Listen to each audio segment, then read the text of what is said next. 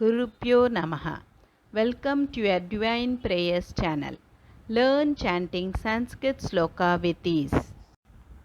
Today we will chant Shri Jagannatha Panchakam. It is the slokam in praise and as prayer to Shri Jagannatha Swami of Puri Temple, Orissa. Puri was originally called as Purushottama Kshetra. Lord Jagannatha is the manifestation of Sri Krishna, the eighth avatar of Sri Mahavishnu. Jagannath means the Lord of the universe. The emergence of this temple is mentioned in Brahma Puran.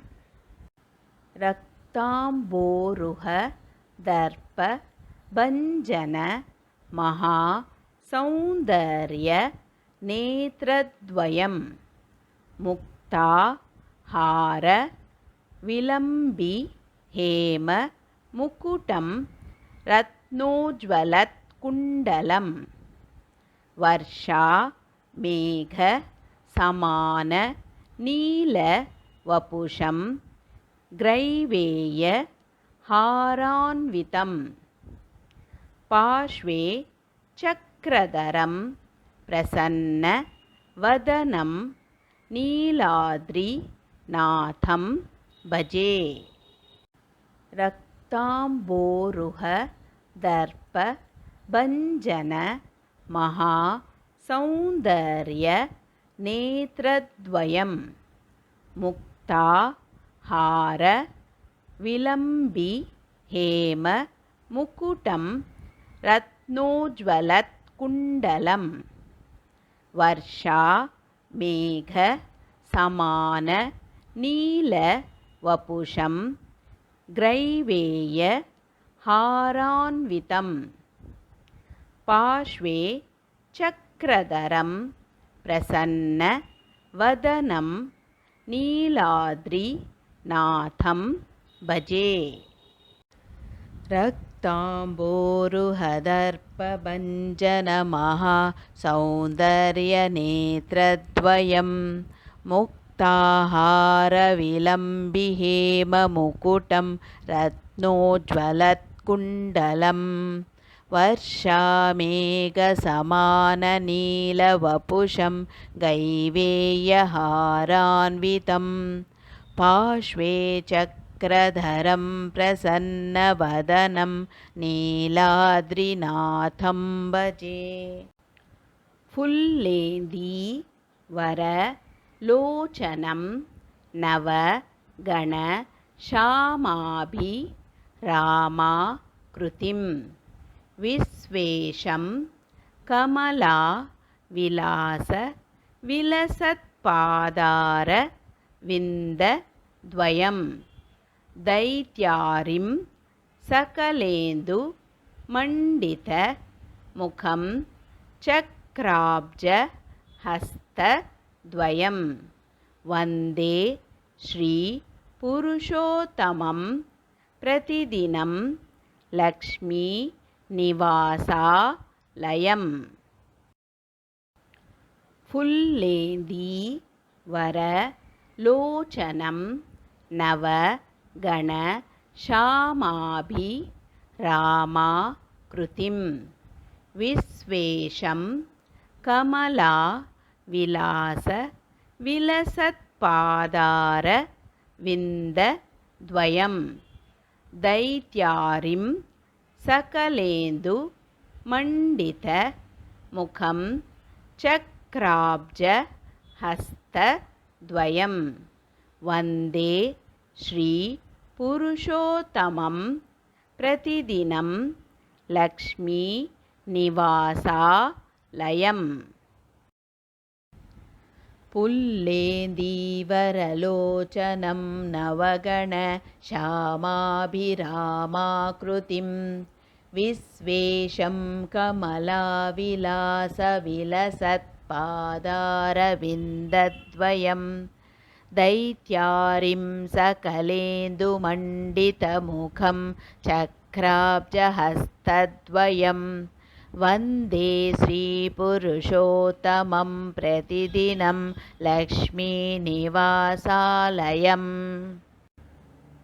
Udyanirada नील सुन्दर तनुं पूर्णेन्दु बिम्बाननं राजी ओत्पल पत्रनेत्र युगलं कारुण्य वारां निधिं भक्तानां सकलार्ति नाशनकरं चिन्तार्ति चिन्तामणिं वन्दे श्रीपुरुषोत्तमं प्रतिदिनं नीलाद्रिचूडामणिम् उद्यन्नीरद नील सुन्दर तनुं पूर्णेन्दु बिम्बाननं राजी ओत्पल पत्रनेत्र युगलं कारुण्य वारां निधिं भक्तानां सकलार्ति नाशनकरं चिन्तार्ति चिन्तामणिं वन्दे श्रीपुरुषोत्तमं प्रतिदिनं नीलाद्रिचूडामणिम्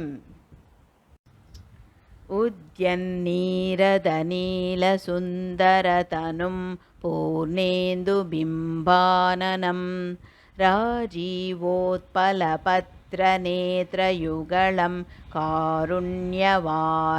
निधिं भक्तानां सकलार्थिनाशनकरं चिन्तार्तिचिन्तामणिं वन्दे श्रीपुरुषोत्तमं प्रतिदिनं नीलाद्रिचूडामणिम् नीलाद्रौ शङ्खमध्ये शतदलकमले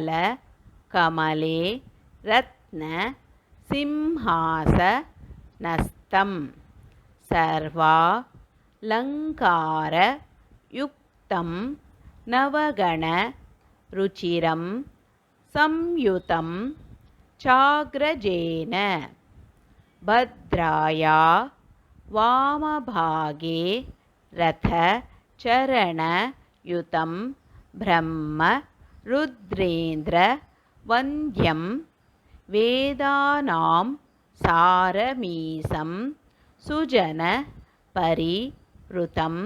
ब्रह्मतातं स्मरामि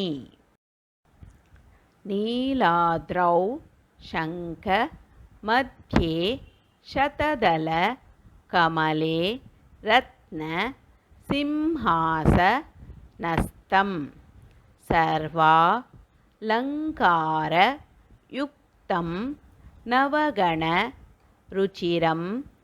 संयुतं चाग्रजेन भद्राया वामभागे रथचरणयुतं ब्रह्मरुद्रेन्द्रवन्द्यं वेदानां सारमीशं सुजनपरिवृतं ब्रह्मतातं स्मरामि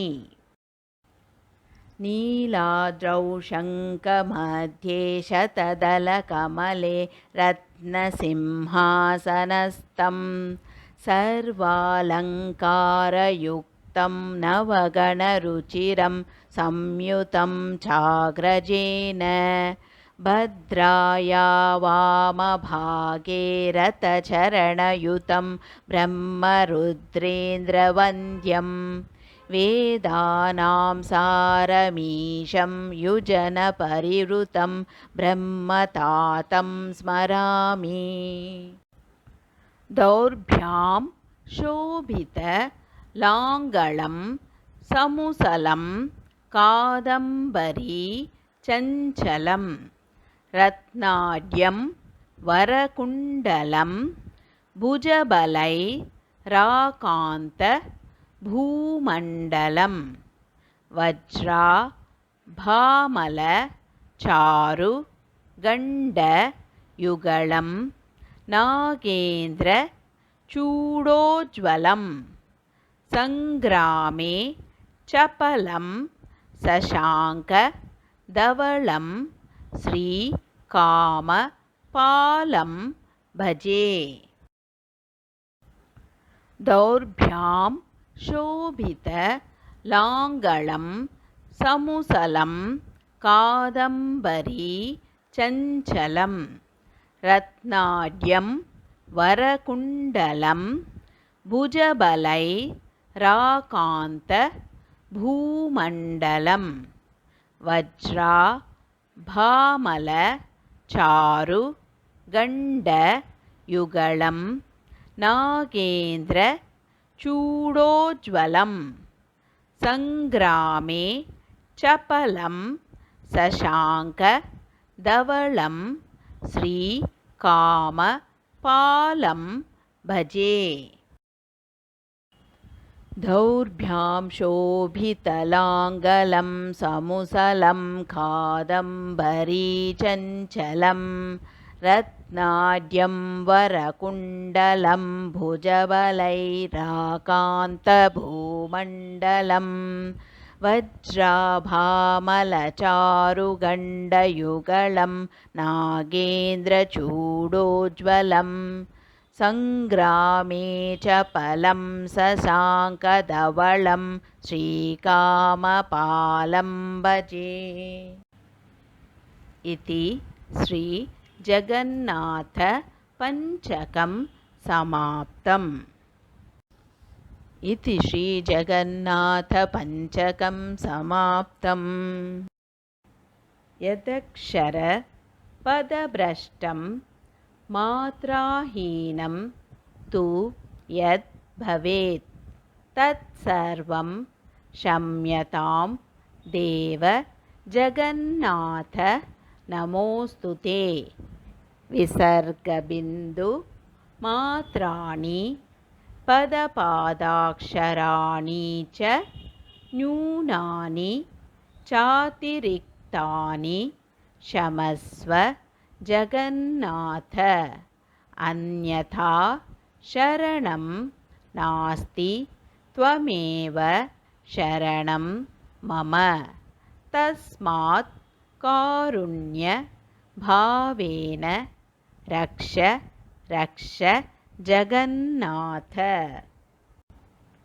यदक्षरपदभ्रष्टं मात्राहीनं तु यद्भवेत् तत्सर्वं क्षम्यतां देव जगन्नाथ नमोऽस्तु ते विसर्गबिन्दुमात्राणि पदपादाक्षराणि